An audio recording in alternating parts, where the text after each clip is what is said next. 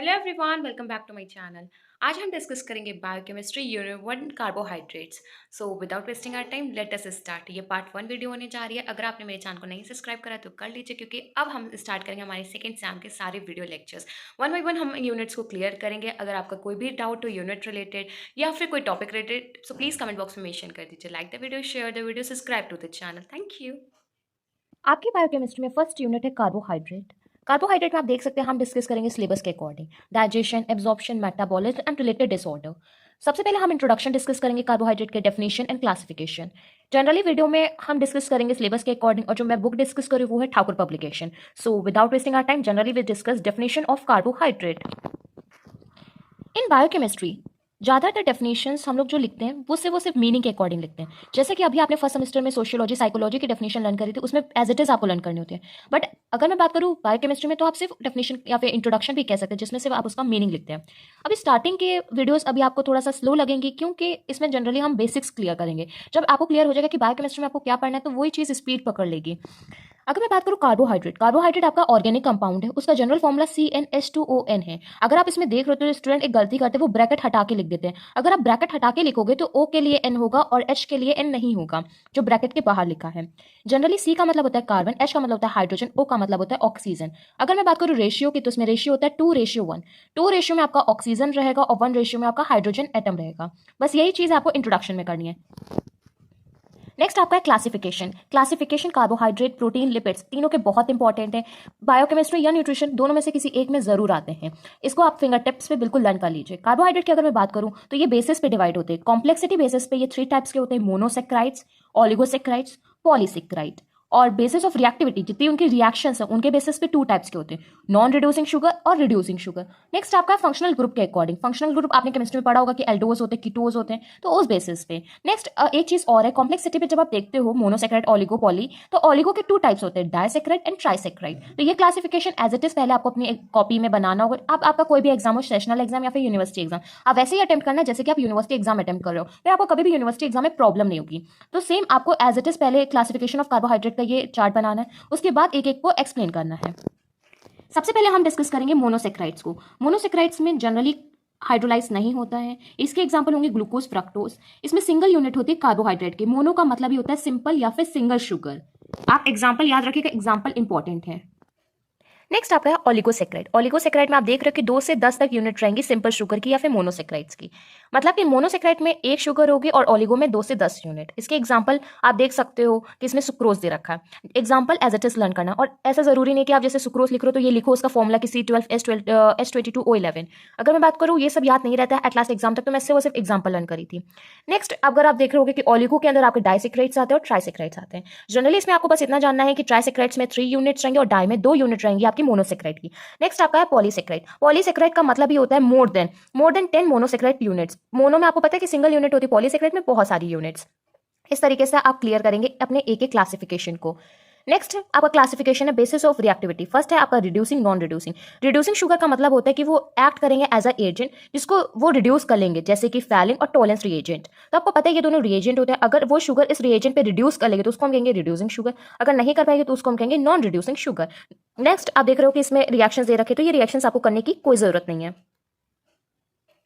Next ये reactions दे रखे हैं। अब ये रिएक्शंस तो बहुत सारी दे रखी है, अब हर एक की रिएक्शन याद करना मुश्किल है, इसलिए रिएक्शन मत ही याद करिएगा। नॉर्मली आप एग्जांपल लर्न कर लीजिएगा कि कैसे एग्जांपल रहते हैं, दैट्स इट। नेक्स्ट क्लासिफिकेशन है फंक्शनल ग्रुप का। तो आपको पता है 2 फंक्शनल ग्रुप होता है, एल्डोस एंड कीटोस। जब शुगर के पास एल्डिहाइड फंक्शनल ग्रुप होगा तो उसको हम लोग कहेंगे एल्डोस। जब शुगर के पास कीटोन फंक्शनल ग्रुप होगा तो उसको हम लोग कहेंगे कीटोस। एल्डोस में आप लिखेंगे डी ग्लूकोज और कीटोस में आप लिखेंगे डी फ्रक्टोज। बस किसका डिफरेंस है? ग्लूकोज और फ्रक्टोज का। D version same. नेक्स्ट आपका है डाइजेशन ऑफ कार्बोहाइड्रेट। अगर मैं बात करूं डाइजेशन की, तो आपको जीआई सिस्टम याद है, माउथ टू एनस। तो डाइजेशन कहाँ कहाँ होता है? माउथ में होता है, स्टमक में होता है, पेनक्रियास स्मॉल इंटेस्टाइन में होता है और लार्ज इंटेस्टाइन में होता है। तो सबसे पहले माउथ में हमारी स्लाइवरी अमाइलेज प्रेजेंट होते हैं, एंजाइम आपको पता है कि वो ब्रेक डाउन करते हैं पॉलीसेक्राइड्स का। आपको ये चीज क्लियर होगी क्योंकि अभी आपने एनाटॉमी फिजियोलॉजी पढ़ा है। नेक्स्ट आपका है स्टमक। अगर मैं बात करूँ स्टमक की, तो स्टमक में जो फूड आता है वो काइम फूड आता है। अब यहाँ पे जो स्टमक में फूड बनेगा वो कैसा बनेगा, बोलस फूड बनेगा। स्टमक में जितने भी हमारे एसियल एसिड होते हैं, जितने भी बैक्टीरियाज होते हैं, उसको किल कर देता है। यहाँ पे ज़्यादा डाइजेशन नहीं होता, बस पैसेज को क्लीन करके फूड को क्लीन करके आगे पास आउट करते हैं। नेक्स्ट आपका फूड जाएगा स्मॉल इंटेस्टाइन में। स्मॉल इंटेस्टाइन के ड्यूडेनम में ही आपका पेनक्रियाटिक डक्ट अटैच होती है, जैसे पेनक्रियाटिक अमाइलेज आते हैं। पेनक्रियाटिक अमाइलेज का सिंपल वर्क होता है कि वो पॉलीसेक्राइड को कन्वर्ट करता है डाइसेक्राइड में। फिर डाइसेक्राइड आपका किस में कन्वर्ट होगा, मोनोसेक्राइड में। स्मॉल इंटेस्टाइन में मोनोसेक्राइड का एब्जॉर्प्शन भी होता है। नेक्स्ट आपका क्या है, लार्ज इंटेस्टाइन। लार्ज इंटेस्टाइन में कोलॉन प्रेजेंट होता है, आपको पता है, descending colon, ascending colon, transverse colon. फिर इस कोलॉन में क्या होता है, जनरली जितना भी डाइजेशन वर्क होता है वो हो जाता है, जितना भी एब्जॉर्प्शन वर्क होता है वो कंप्लीट होता है। साथ ही साथ जितना भी आपका फाइबर वर्क है, जितना भी, वो सब कहाँ गट का एब्जॉर्ब होता है, लार्ज इंटेस्टाइन में। इस तरीके से आप क्लियर कर सकते हैं। नेक्स्ट आपकी हेडिंग है एब्जॉर्प्शन ऑफ कार्बोहाइड्रेट। अगर मैं बात करूँ एब्जॉर्प्शन की, तो एब्जॉर्प्शन आपने पढ़ा होगा क्लास 11 में कि 2 से 3 तरीके क्या होता है। सबसे पहला आपका है सिंपल डिफ्यूजन। सिंपल डिफ्यूजन आपका ग्लूकोज करेगा। सिंपल डिफ्यूजन में क्या होता है, जहाँ पे ज्यादा चीज होती है वहाँ पे कम चली जाती है। फॉर एग्जाम्पल के थ्रू से आपको समझाने की कोशिश करती हूँ। जैसे कि आप रेजिन, किशमिश को जब पानी में भिगोते हैं रात भर के बाद, जब आप देखते हैं ओवरनाइट करने के बाद में, पानी जो किशमिश है वो सोक कर लेती है। इसका मतलब पानी का कंसंट्रेशन बाहर ज्यादा था, किशमिश के अंदर नहीं था, जिसकी वजह से बाहर से अंदर पानी गया। मतलब कि जब चेंज होगा तो ज्यादा से कम पे होगा। इससे आप समझ सकते हैं मोर टू लेस। तभी सिंपल डिफ्यूजन में कुछ नहीं, ग्लूकोज का होता है। इसी तरीके से आप लिख देंगे। नेक्स्ट क्या है, एक्टिव ट्रांसपोर्ट। एक्टिव ट्रांसपोर्ट का मतलब क्या होता है, ग्लूकोज तो इसमें ट्रांसपोर्ट होगा, बट क्या इसमें एनर्जी लगेगी। अब आपकी बॉडी में वैसे एनर्जी का मतलब क्या हो सकता है, इलेक्ट्रिसिटी एनर्जी, मैकेनिकल एनर्जी वगैरह वगैरह। बट बॉडी में एनर्जी का यूज आता है, इसका मतलब आप किसका यूज करोगे, एटीपी का यूज करोगे।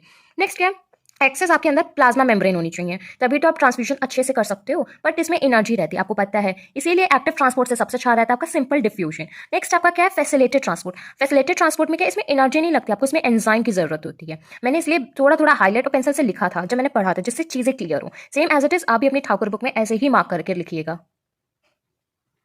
नेक्स्ट आपका है मेटाबॉलिज्म ऑफ कार्बोहाइड्रेट। अगर मैं बात करूं मेटाबॉलिज्म में, आपको साइकिल पढ़नी होगी। साइकिल में आपको डिस्कस करनी होगी ग्लाइकोलिसिस, टीसीएस साइकिल, उसी को हम लोग क्रैब साइकिल भी कहते हैं, ग्लूकोनियोजेनेसिस, पीपीपी शंट साइकिल। तो 4 साइकिल इंपॉर्टेंट है मेटाबॉलिज्म ऑफ कार्बोहाइड्रेट में। तो इसके लिए आप सेपरेट वीडियो को वेट करिए, मैं जल्द से जल्द आपको प्रोवाइड करूंगी। नेक्स्ट आज का टॉपिक है disease related to metabolism of carbohydrate. तो इसमें ऐसा ये 2 नंबर में आ सकता है, 5 नंबर या 10 नंबर में नहीं आएगा। तो सिर्फ और सिर्फ आपको डिजीज के नाम और उसका थोड़ा सा इंट्रोडक्शन पता होना चाहिए। सो सबसे पहले डिजीज है गलेक्टोसीमिया। गलेक्टोसीमिया एक जेनेटिक डिसऑर्डर डिजीज है। इसमें क्या होता है, मेटाबोलाइज नहीं हो पाता गलेक्टोज शुगर का, जिसकी वजह से हम लोगों ने टर्म दिया है गलेक्टोसीमिया, मतलब कि ब्लड में गलेक्टोज शुगर ज्यादा हो जाती है। नेक्स्ट आपका डिसऑर्डर है फ्रक्टोज डिसऑर्डर, जिसको हम लोग हेरिडिटरी फ्रक्टोज इंटॉलरेंस कहते हैं। इसको जनरली HFI भी कहते हैं। ये कंडीशन है जिसमें डाइजेशन नहीं हो पाता है फ्रक्टोज का। फ्रक्टोज आपको पता है किसमें प्रेजेंट होता है, फ्रूट्स में। HFI की कॉज क्या है, तो फ्रक्टोज 1 फॉस्फेट एल्डोज एंजाइम का डेफिशिएंसी, जिसकी वजह से फ्रक्टोज का डाइजेशन नहीं हो पाता। हम कह सकते हैं फ्रक्टोज का डाइजेशन हैम्पर्ड हो गया। नेक्स्ट आपका है ग्लाइकोजन स्टोरेज डिसीज, जिसको हम लोग GSD कहते हैं। GSD के बहुत सारे टेस्ट अलग अलग होते हैं, एंजाइम अलग अलग होते हैं, लेकिन हम लोगों को अभी स्टार्टिंग है तो सिर्फ और सिर्फ आपको कांस्टेंट पे पढ़ना है, मतलब कि जो मेनली आता है उसके लिए। इसमें क्या होता है, जो ग्लाइकोजन है वो ब्रेक डाउन हो जाता है ग्लूकोज में, जिसकी वजह से वो रिलीज होता है ब्लड में। स्टार्वेशन फास्टिंग, स्टार्वेशन का मतलब होता है कि आपने नहीं खाया, फास्टिंग जब आपने नहीं खाया है तो आपकी बॉडी को क्या होती है, डिमांड होती है एनर्जी की। तब आपकी जो मसल्स होती हैं वो जो स्टोर करती है ग्लाइकोजन को, वो डिग्रेड करके आपको एनर्जी मिलता है। तो ग्लाइकोजन की स्टोरेज डिसीज होती है, आपकी बॉडी ग्लाइकोजन को स्टोर नहीं कर पाती है। स्टार्वेशन का है भूखमरी, और जो स्टार्वेशन का मीनिंग, और फास्टिंग का मतलब अपने फास्ट मतलब व्रत रखा है, तो जिसकी वजह से आपका जो बॉडी में जितनी स्टोर एनर्जी ग्लाइकोजन वो आपकी यूज हो रही है। तो आप एक टेबल देख सकते हो, ये टेबल इसमें सिर्फ और सिर्फ यही दिखाया गया कि ग्लाइकोजन स्टोरेज डिसीजेस के बायोकेमिकल रीजंस क्या है, या फिर कह सकते हो कैरेक्टरिस्टिक फीचर्स क्या है। तो आपको ये याद नहीं करना, मैं एक बात बता रही हूँ कि इतनी सारी नॉर्मल वैल्यूज और टेस्ट होते हैं सिर्फ और सिर्फ GSD के लिए। नेक्स्ट आपकी डिसीज है ग्लूकोज 6 फॉस्फेट डिहाइड्रोजिनेज, जिसको हम लोग कहेंगे G6PD, मतलब कि glucose 6 phosphate dehydrogenase deficiency. Generally ये एक बैक्टीरियल वायरल इन्फेक्शन की वजह से हो सकती है, या फिर आप कह सकते हो कुछ ड्रग की वजह से। आप जब फार्माकोलॉजी पढ़ेंगे तब आप पैथोफिजियोलॉजी से बिल्कुल क्लियर हो जाएंगे कि किस अकॉर्डिंग ड्रग इतनी हार्मफुल होती है। अगर मैं बात करूँ इस डिसीज डेफिशिएंसी डिजीज की, तो ये कैसे हो सकती है, ये एक जेनेटिक डिसऑर्डर है। डेफिशिएंसी किसकी हुई, एक्स लिंक्ड हार्मोन की। ये ज्यादातर किसमें अकर होती है, मेल्स में। क्यों, क्योंकि ये अफेक्ट करती है RBCs को, जिसकी वजह से ऑक्सीजन जो होता है वो बॉडी टिश्यूज में नहीं डिलीवर हो पाता है। इसीलिए आप जानते हैं कि जब ब्रेकडाउन होता है प्री मैच्योर RBCs का, वो कंडीशंस आ जाती है हीमोलाइसिस की। अभी जो आपने सारी डिजीज पढ़ी, ये सारी disease related to metabolism of carbohydrate है। अगर कार्बोहाइड्रेट का मेटाबॉलिज्म अच्छे से नहीं हो पाएगा तो ये सारी डिजीज आएंगी। मैंने सिर्फ आपको नाम और उनकी डेफिनेशन बताई है, क्योंकि एज डीप ये एग्जाम में नहीं पूछा जाता है। नेक्स्ट हमारा टॉपिक है रेगुलेशन ऑफ ब्लड ग्लूकोज। ये मोस्ट इंपॉर्टेंट टॉपिक है कार्बोहाइड्रेट यूनिट। ये डायग्राम मोस्ट इंपॉर्टेंट है, जनरली एग्जाम्स में रिपीट हो जाता है। आप डायग्राम को समझ लेंगे तो आप थ्योरी अपने अकॉर्डिंग लिख लेंगे। तो हम स्टार्ट करते हैं। सबसे पहले पेनक्रियास। तो आपको पता है पेनक्रियास में एक अल्फा सेल्स होती है, एक बीटा सेल्स होती है। अल्फा सेल सिक्रीट करती है ग्लूकागॉन और बीटा सेल सिक्रीट करती है इंसुलिन। ग्लूकागॉन आपका कहाँ जाता है? लीवर पे वर्क करता है। लीवर पे जब वर्क करता है तो लीवर रिलीज करता है ग्लूकोज को, किसमें? ब्लड में। और ब्लड में जब रिलीज करता है तो कहीं ना कहीं ग्लूकोज का लेवल क्या हो जाता है? इंक्रीज हो जाता है। अगर आप देखेंगे इंसुलिन जो बीटा सेल से निकलता है वो जाएगा फैट सेल में। वो कहेगा कि ग्लूकोज को लो ब्लड से ग्लूकोज को लीजिए। तो क्या होगा? जब वो ब्लड को ग्लूकोज से लेगा तो कहीं ना कहीं लो ब्लड ग्लूकोज होगा और कहीं ना कहीं क्या होगा? हाई ब्लड ग्लूकोज होगा। अभी आपको नहीं समझ में आया, मैं फिर से समझाती हूँ। ये आपका पेनक्रियाज है।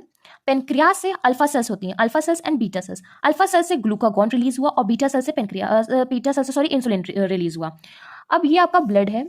अब इस ब्लड में मैंने रिलीज करवाया ग्लूकागॉन। ग्लूकागॉन लीवर पे गया, लीवर ने क्या कहा? ब्लड में ग्लूकोज आ गया। अब ग्लूकोज बहुत ज्यादा हो जाता है तो उसको कंट्रोल कौन करता है? फैट सेल्स करती हैं। फैट सेल्स ग्लूकोज को अपने पास ले लेती हैं। बट जब फैट सेल्स कहती है ग्लूकोज कम हो गया तो ये मैसेज भेजती है पेनक्रियास को कि ग्लूकोज के लिए आप ग्लूकागॉन रिलीज करो। और ग्लूकागॉन जब हो जाता है तो वो हाई ब्लड ग्लूकोज को कहता है कि अब फैट सेल्स को करो और ब्लड ग्लूकोज लेवल को लो करो। मेरे अकॉर्डिंग आपको अभी नहीं समझ में होगा, थोड़ा सा सिंपल है बट थोड़ा सा ट्रिकी है। मैं एक बार फिर से इजी करके समझाने की कोशिश करती हूँ। सबसे पहले आप देख रहे हो नीचे ये आपका ब्लड बना हुआ है जिसमें ग्लूकोज लेवल है।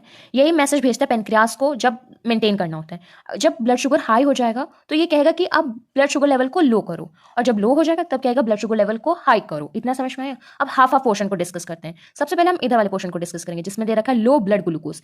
लो ब्लड ग्लूकोज ब्लड से आपका गया पेनक्रियास में। पेनक्रियास के मैसेज आया कि जो ब्लड है, ब्लड में ग्लूकोज का लेवल कम है। तो पेनक्रियास क्या करेगी? ब्लड में ग्लूकोज लेवल को बढ़ाएगी। कैसे बढ़ाएगी? अपने अल्फा सेल से ग्लूकागॉन को रिलीज करके। अब ये भाई अल्फा सेल से ग्लूकागॉन रिलीज करा, ग्लूकागॉन गया लीवर पास, लीवर ने रिलीज करा ग्लूकोज को ब्लड में। अब ब्लड भाई नॉर्मल हो गया, राइट? अब ब्लड में बहुत ज्यादा ग्लूकोज आ गया। अब ग्लूकोज ज्यादा आ गया तो ब्लड के पास बहुत ज्यादा ग्लूकोज हो गया। फिर उसने पेनक्रियास को मैसेज भेजा कि अब ग्लूकोज बहुत ज्यादा हो रहा है, ग्लूकोज को नॉर्मल करो। नॉर्मल करने के लिए उसने बीटा सेल से इंसुलिन सिक्रीट करा। फिर इंसुलिन किस पे गया? फैट सेल पे। उस फैट सेल ने ग्लूकोज को लिया ब्लड से। फिर आपका रेगुलेट हो पाया ब्लड में ग्लूकोज लेवल। क्लियर हुआ? थोड़ा सा डिफिकल्ट है बट ट्रिक से आप इससे समझ सकते हो। बट ये डायग्राम एज इट इज आपको अपनी एग्जाम कॉपी में बनाना है। फिर जो एक्सप्लेनेशन डायग्राम दे रहा है वो चीज आपको थ्योरी में लिखना है, और ये या तो आपके यूनिवर्सिटी एग्जाम या तो आपके इंटरनल सेशनल एग्जाम में आना है। आज की वीडियो में हमको बस इतना ही डिस्कस करना था। नेक्स्ट वीडियो में हम डिस्कस करेंगे डायबिटीज मेलाइटिस, या फिर जो आपको 4 साइकिल जो आज मैंने लीव कराई है वो डिस्कस करेंगे। सो वेट फॉर नेक्स्ट वीडियो। अगर आज के टॉपिक में कोई भी डाउट हो तो प्लीज कमेंट बॉक्स में मेंशन करिए। डे बाय डे वीडियो आती हैं तो डे बाय डे अपने डाउट्स को क्लियर करते रहिए, फिर वरना यूनिवर्सिटी एग्जाम में बहुत डाउट्स हो जाते हैं। अगर ये वीडियो अच्छी लगे तो प्लीज वीडियो को लाइक करिए, चैनल को सब्सक्राइब करिए, ज्यादा से ज्यादा चैनल को शेयर करिए जिससे जो सेकंड सेमेस्टर स्टूडेंट्स हैं उनको वीडियो प्रोवाइड हो जाए कार्बोहाइड्रेट्स यूनिट की। So thank you.